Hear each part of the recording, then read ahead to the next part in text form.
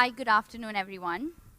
So I'm going to start off with a very simple quote, which happens to also be my life mantra. It simply states, the moment you acknowledge yourself, the world will endorse you. This simply means that the minute you start to acknowledge who you are and what you really do, and what qualities and attributes you really possess, the world will start to come around and acknowledge you. A lot of times in life, as you know, the introduction stated, that we have image issues. Being an image consultant today, I'm going to tell you a little bit of a story. So many years ago, still is, there was this young girl, and the journey started when she was in her 4th grade. So she was young, she was naive, shy, some even called her weird, queer. She used to not talk that much, not because she didn't want to talk, it's simply because nobody really wanted to talk to her. So every evening, she used to come back from school, and it felt like her life used to constantly crash before she went to sleep. She used to constantly feel that nobody really talks to her, nothing's really coming out of it. And she was weak in her academics, so it was the end all and be all was her school life. Every night, she would crush and cry and go to sleep. And in the morning, she would wake up and pick up all the pieces and say that, okay, today's a new day, let's give it a chance. So one fine day, she wakes up and she decides that I'm not going to pick up any of the pieces, but I'm going to trash it all away and I'm going to replace it. And that's what she did. That's what I did. So the girl's me. I dealt with dyslexia through all my childhood. I still am dyslexic. There's really no cure for it. A lot of times through my childhood, it was very difficult to communicate to people. I had communication issues, I had vocal-verbal communication issues, I had image issues, I had very low self-esteem. Now, a lot of times in the youth that we are in, we face a lot of self-esteem issues. So, how do we really combat such things? How do we really fight such things? At this point of time, I just want to tell you one more thing. If you've thought that your goal that you want to achieve is to get more knowledge, is to get different perspective, is to have more self-esteem, understand that failure is no longer an option. Failure is something that you're going to create. Failure is your intervention. It's something that's going to naturally come by. You have to somewhere fail in order to rise. So every time I meet a young individual, somebody who's younger than me also, they constantly ask me, so how does one improve their image? What do you understand by the word image? So a lot of times when I started off 4 years ago, I was the youngest, and a lot of people did not believe that image can really be addressed in a particular session or a particular anything of just a one-time shot. Which made absolute sense because image is an ongoing process of evaluating yourself. So a lot of times when I deal with the young crowd, the youth, they say that how do I better my image? And the only advice that I really have to give to them is self-awareness, is acknowledging yourself. We don't even think, or we can't even fathom the thought of all our capabilities that we actually have. Because we're so caught up in actually proving it to everybody else but ourselves that we can really do things, which sort of creates this big gap in actually understanding ourselves. Now, it's very important to understand ourselves because that's the only way we can go out there and actually work towards our strengths. A lot of times people bifurcate two different things such as strengths and weaknesses. None of us here have any weaknesses. We have something known as work-upons. Would you agree on that term? There's something known as work-upons. It's something that you need to work towards. It's something that you need to find if you have an issue with it or not. Now, being dyslexic, I knew it was very hard for me to spell. Today, I stand in front of you, not proudly, but not being ashamed, telling you that I cannot spell. I cannot spell. Okay? So, in fact, a lot of times when I have to draft important proposals, I ask my sister, how do you spell this particular word? And she looks at me and she's like, how do you get through life? Like, how do people even hire you? How are you still in business? But that's the only time I actually think and say that in a world of spell check, that people are not going to not hire you, okay? But if you don't use the spell check to correct your spellings, then people are going to think that otherwise, because you have an option. So the point of the matter is that we always have an option to do something, but the choice is ours. So I decided to take a choice at the age of 10 to change my life. And I think the youth should start doing a lot more of that. We're all out there to change the world. We're all out there to clean our country. We're all out there to do a lot of things. But we need to start with ourselves first. A lot of times we don't, because we think we're oh so perfect. The biggest challenge of my career is people need to accept that they need an image change. People need to actually come out there and say, yes, I need to change myself. I need to enhance myself, if not change. So there are lots of times people say that, oh, what you're doing is great. However, I know 10 other people who need it. But I, as an image consultant, see vividly that you are the one who needs it first. Right? So there are lots of people I meet and they go like, oh, okay, good. So image and all, nice to know. But I'm sorry, but I think even you could do with some help. Everyone can do with some help. I can do with some help every single day. It's not like I have arrived in my life. I'm still learning. And that's the choice we need to make. We need to keep learning. So I have a couple of, oh, he's already here. So I have a couple of life lessons. I have a couple of life lessons that I think could sort of help you out as well. Okay? Through my 25 years of existence on this planet, there are these 10 pointers that I've sort of come through, read about, or experienced through people in my life. So the first one, is observe and conquer. In life, what we always do, whether it's the youth or the adults, what we do is we directly conquer. Because as a culture, we're used to just adopting things without thinking much. Have you ever thought of that? Do you question your elders too much on certain things? You do? Okay, that's great. However, we're not talking about argumentative questions, we're just talking about general rationalizing questions. So we need to observe the situation first and then conquer. I've met a lot of parents when I do workshops with schools.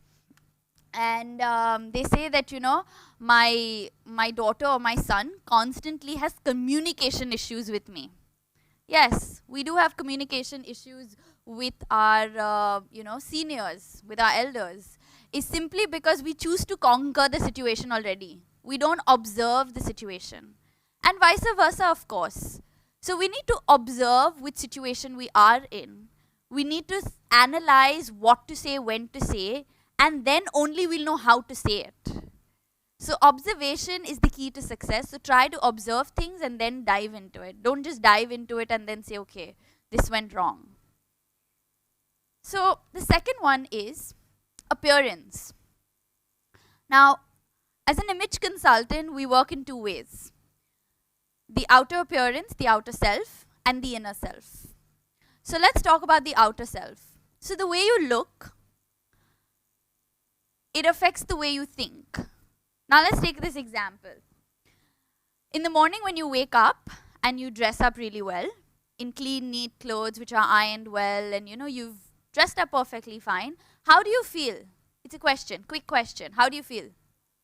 Confident? What are the other things that come to you? Do you feel good, great? Anything negative that comes to you? No, right? So you feel good when you've dressed up well, when you've dressed the part. So it affects the way you think. The way you think affects the way you act. It also affects the way you feel. Your thoughts and your feelings are combined, which then bring out actions. So if you feel confident, aren't you going to act confident?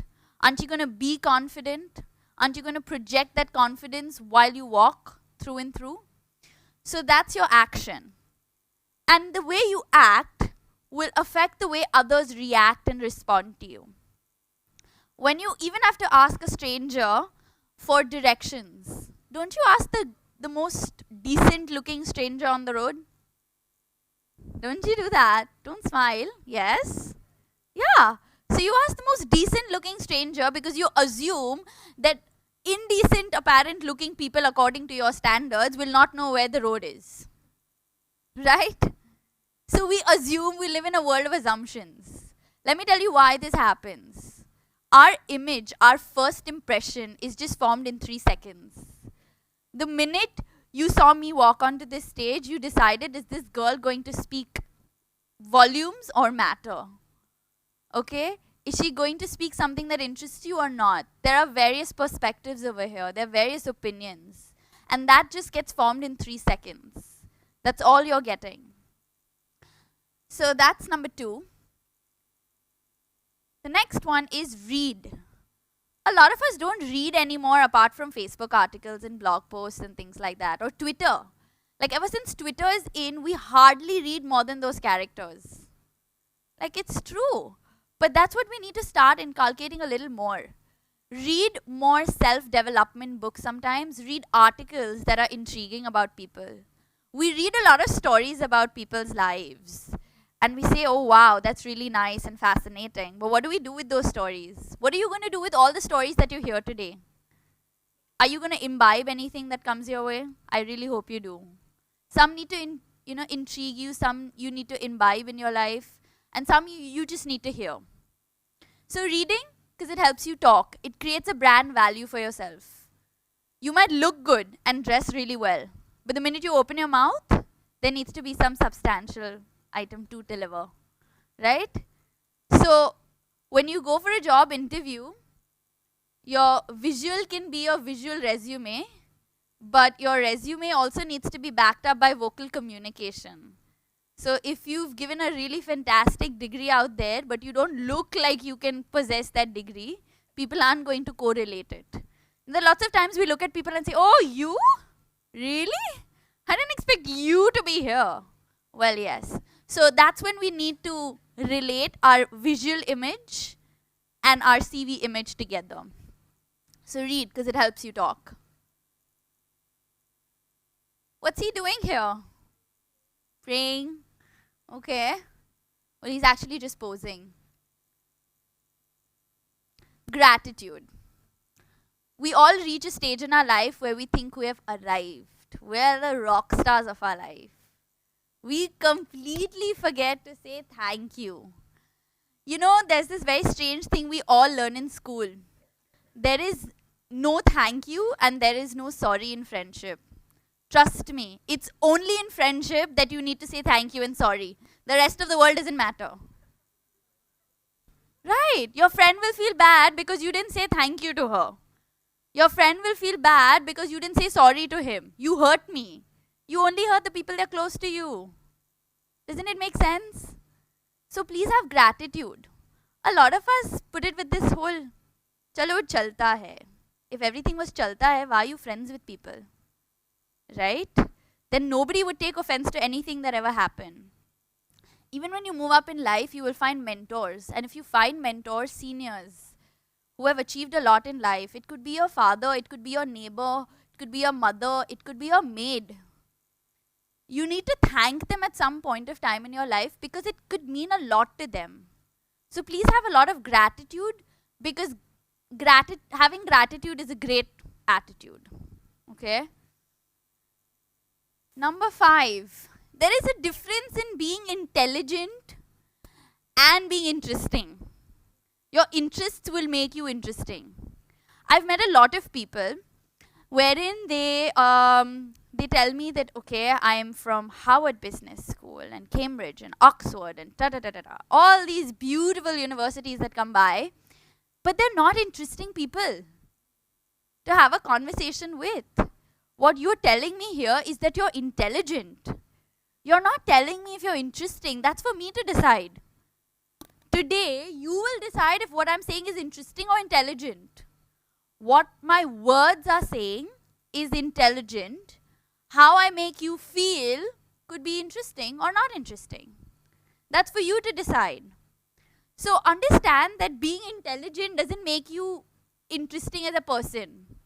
And being an interesting person will not make you intelligent, which is why we have so many issues in relationships. whether it's a parental relationship, whether it's a spouse relationship, whether it's a peer relationship. Because we meet people who are intelligent and we get very intrigued with that. Oh wow, he or she is really intelligent. They're not interesting necessarily. And then we meet interesting people and we say, but he's not intelligent, but very interesting person to talk to. Right? So we sort of negotiate on those kind of things. So understand that there's no negotiation required because they're two different things for life. You need to be interesting and intelligent too. You need to collate that together. So have a lot of interests is the point here. Don't stick on to one thing. Grow your focus in a lot of arenas. So the ultimate weapon in the party that you go to is not the brands that you possess. Is not your Cartier watch and your Gucci shoes. Okay, it's your pair of ears. We always misunderstand this. We constantly talk and talk and talk and talk. But if you really want to create a good first impression, when somebody says, hi, what do you do? So you give a very brief line and say, okay, so I would say, hi, I'm an image consultant. Anyway, what do you do? The person will automatically feel so elated because you've boosted their ego. And then once they decide on what they're sharing with you and you're listening and you're hearing them out completely, you pick on points and then talk about yourself. They will be more interested in what you say then. What we do is if somebody asks us what you do, start. We constantly say, so this is what I do and this is what I do and this is what I do. And then by the time they're bored, okay, because you think you're being very interesting but you're not, because you're constantly talking about yourself, which is not interesting to the opposite person. Please know, when somebody asks you what do you do, they're just asking out of courtesy. Nobody really wants to know what you do. Even you don't want to know what I do, which is why I kept it very brief. Okay? If you're really interested in wanting to know what I do or what anybody does, you will probe into it a little more, a little further. But not in the first 3 seconds that you meet them for sure. You know that deep inside your hearts, I don't need to validate this anymore. Okay? So that's a tip that you can use in conversation. So hear people out. And then what you can do is paraphrase what they say. So if they say that, oh, I've done schooling from this particular place, you say, oh, I actually know somebody from here. So you build a connect. Once you build a connect with them, what happens is that you can talk more. Because then they relate with you. They say that, okay, we have a connection.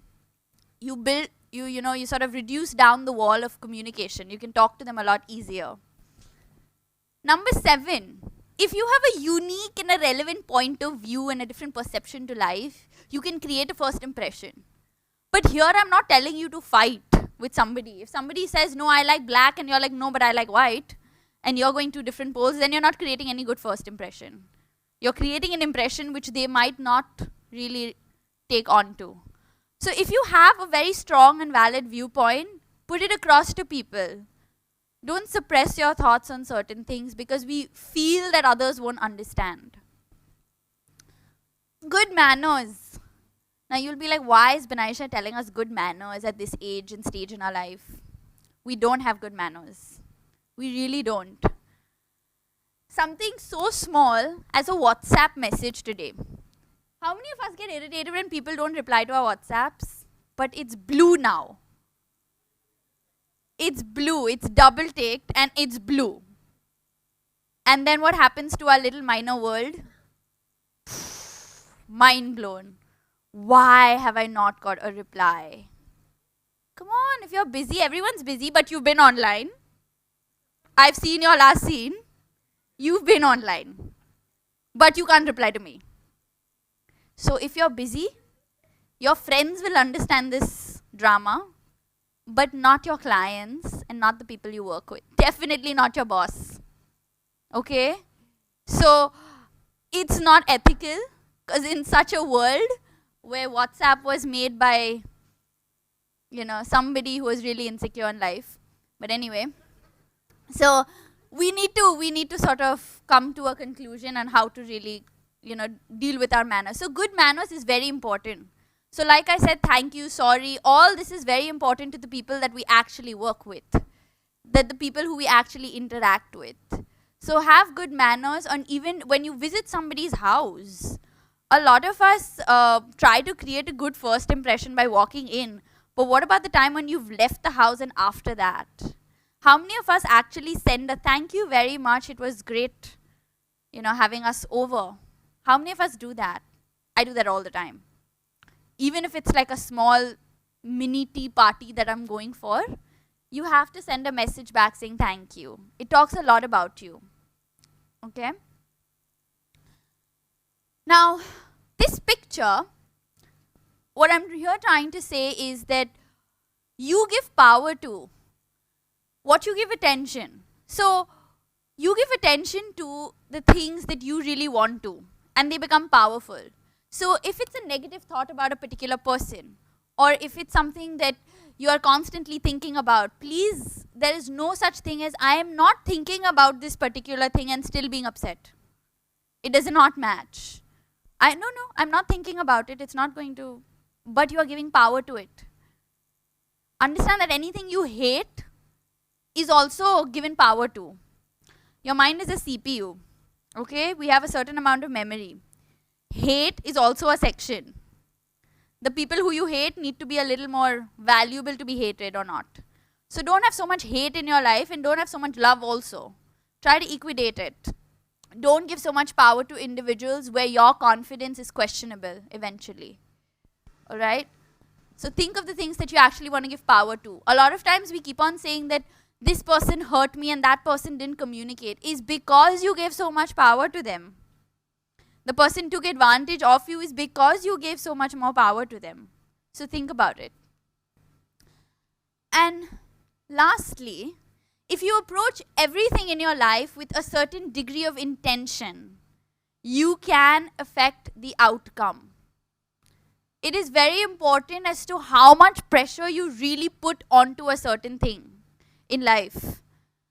So it's how you really push for either your career, either your certain skills that you want to sort of enhance. It's how much you really make an effort. So in this short yet long career, enough to understand, I work with the mentally challenged adults. I work on their image. A lot of times, while growing up, dyslexia was sort of overlapped with the idea of mentally challenged for me. And it became a little disturbing to my family and myself. So that's when I realized in 8th grade that I'm going to do something which is sort of going to create an entire positive image. There are lots of times we meet a lot of mentally challenged people and we look at our face. I mean, you should see our faces. They're like, oh, so sad, poor thing. They have an extra chromosome which you don't have. Okay? So it's not a poor thing. They have something more than what you don't have. So a lot of times people look at such individuals with very pitiful eyes, and it wasn't a very nice thing for me because I was looked in the same way. And when I started growing up, I started to work with the orphans too. So I worked with a lot of people who had no idea who they were, what they did, and any of that. I today also work with a few girls who are rescued from human trafficking and things like that, because their image also needs to be reframed, so as to say. And of course there are a lot of women and children and even men from the underprivileged areas of our society. But that doesn't mean that I don't work with the who's and who, of course. But through this up and down of the different society that I work with, I've understood one thing that people want. Everybody wants to create a great first impression. Everybody wants to create a great first impression. And like I said, you only have 3 seconds. 3 just seconds to do that and create it. So I'm going to end it on a note which I sort of want to inspire you to ignite that little spark within you. So do that and see what all you're really capable of doing, because there's nothing that you can't do. If today I can stand here and tell you that I was somebody where nobody even looked at, and today all of you are looking at me and I'm looking at you, I think there is something that it says a lot. So try and do first something for yourself, and whatever you want. Don't wait for somebody to come by and do it. Okay, pity and self-pity is the worst thing that can ever happen to you. I'll just quickly take 1 second more and tell you this. When I was sort of figuring out my life, when I was just 12, 13 years old, my mom told me one thing. If you constantly pity yourself, the world will pity you. Because you don't have confidence in yourself. So when people send you for personality development courses and confidence building courses and any of those, when people call me up and say, will you do personality building classes? I said, no, I can't build your personality. Yes, I can help you enhance your image. They're two different things. So understand that please don't find yourself in a very bichara zone, because today nobody is a bichara. Everyone can go out there and fend for themselves. So please ignite the spark and have a blast. Okay? Thank you very much.